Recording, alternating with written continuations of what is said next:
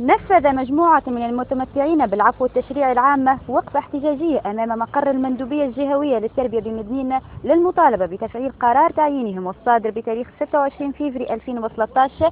هذه الوقفة عقبتها جلسة مع رئيس المصلحة الإدارية السيد فتحي القروي بعد رفض المندوب الجهوي للتربية مقابلتهم عبد الوهاب ماضي وأكثر تفاصيل. هو اليوم كما سبق وذكرت كانت الوقفة هذه للمطالبة بتفعيل قرار انتدابنا اللي القرار هذا يعني بالأمر الوزاري نحن نورمالمون نكونوا مباشرين من 26 فبراير، لكن جاء قرار في 13 مارس ينص على الشيء هذا كونه لازمنا نكونوا مباشرين، وبرجع النظر هو نتاع 26 فبراير.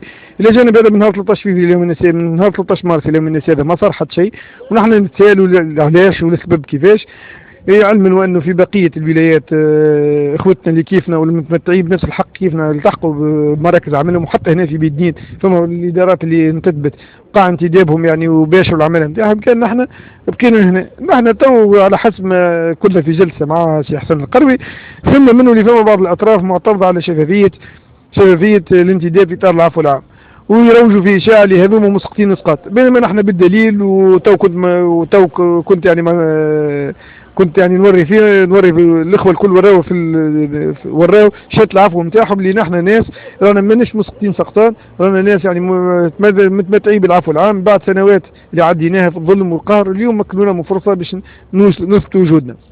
البعض منكم أكد أن السيد حسن القروي أكد أن هناك بعض الاحترازات على قرار تعيينكم، رافضا مدنا بطبيعة الأطراف المتدخلة في الموضوع. تعليقكم على هذا؟ والله هي الأطراف نحن مش نكونوا واضحين ونحط والناس كل تبدأ عارفة الصورة شنو هي بالضبط.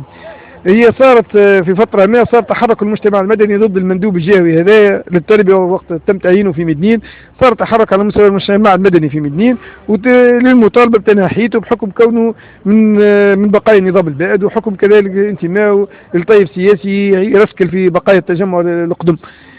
ربما التحرك هذايا ألقى بظلاله على الموضوع نتاعنا، وألقى بظلاله بطريقة أنه السيد قاعد يصفي بحساباته مع ناس شاركت في الوقفة الاحتجاجية هذه، لكن هو بحكم أن موقع الإداري ما نجمش مباشرة يقول لك هذايا، قاعد يستغل في أطراف أخرى كمطية اللي عرقلت القرار هذا واللي عرقلت يعني انتدابنا بتعلة كونه وجود يعني اعتراضات. طلبنا توضيح الاعتراضات من وعن طريق شكون، لم نتحصل على جواب، وكانوا الاعلاميين حاضرين معنا وكانوا شاهدين انه ما حبش يعطي حتى تفصيل على الناس هذوما المعترضين. وكذلك وقت اللي سالنا شنو هو موضوع الاعتراض قال لك شفافيه الانتداب في دار العفو العام. احنا ناس كنا موجوده عندنا شهاده العفو العام نتاعنا وامورنا واضحه ونعرفوا اللي العمليه تمت في كان في الشفافيه تم.